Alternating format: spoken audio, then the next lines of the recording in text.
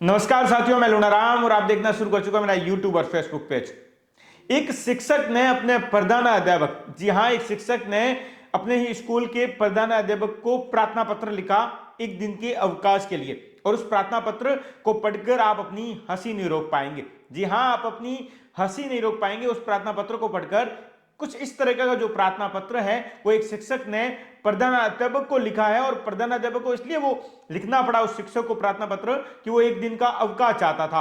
और वो अवकाश किस लिए चाहता था वो भी हम आपको बताते हैं। वो शिक्षक अवकाश इसलिए चाहता था कि उसे एक दिन का अवकाश चाहिए नव वर्ष मनाने के लिए। और जिस तरीके से उसने उस प्रार्थना पत्र में बताया है कि उसकी नई नई शादी हुई है और वो 30 दिसंबर को प्रार्थना पत्र जो है वो अपने प्रधान अध्यापक के नाम पे लिखता है। और एक दिन का अवकाश जो है वो चाहता है ये कहें 1 जनवरी को वो जो अवकाश है वो चाहता है नव वर्ष मनाने के लिए। अब जो जिस तरीके से उसने प्रार्थना पत्र लिखा है उस प्रार्थना पत्र को पढ़कर हंसी नहीं रोक पाएंगे। कुछ इसी तरह का प्रार्थना पत्र है। पहले मैं आपको प्रार्थना पत्र पढ़ के भी सुनाऊंगा और जिस तरीके से उसने नव वर्ष मनाने के लिए अपनी साली के साथ, जी हां, उसने लिखा है कि कहीं उसको ससुराल में स्पष्टीकरण न देना पड़ जाए, इसके लिए उसे एक दिन का अवकाश चाहिए। और अपनी साली सरहज के साथ वो नया साल मनाना चाह रहा है और उसके लिए उसे एक दिन का अवकाश चाहिए।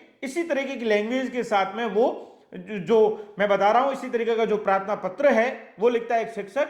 और वो प्रधानाध्यापक को, अब आप खुद ही सुनिए किस तरीके का उसने लिखा है। सेवा में श्रीमान प्रधानाध्यापक महोदय, और उसके बाद में स्कूल का नाम है और विषय में उसने लिखा है कि साली सरहज के साथ नववर्ष मनाने के लिए 1 जनवरी 2024 को अवकाश लेने के संबंध में। और महोदय नहीं, सॉरी, उसने महाशय लिखा है। और महाशय, निवेदन पूर्वक कहना है कि आप सबको पता है कि मेरी अभी नई नई शादी हुई है और ससुराल में कहीं मुझे स्पष्टीकरण न मांग लिया जाए, कहीं स्पष्टीकरण न देना पड़े, इसका भी मुझे डर है।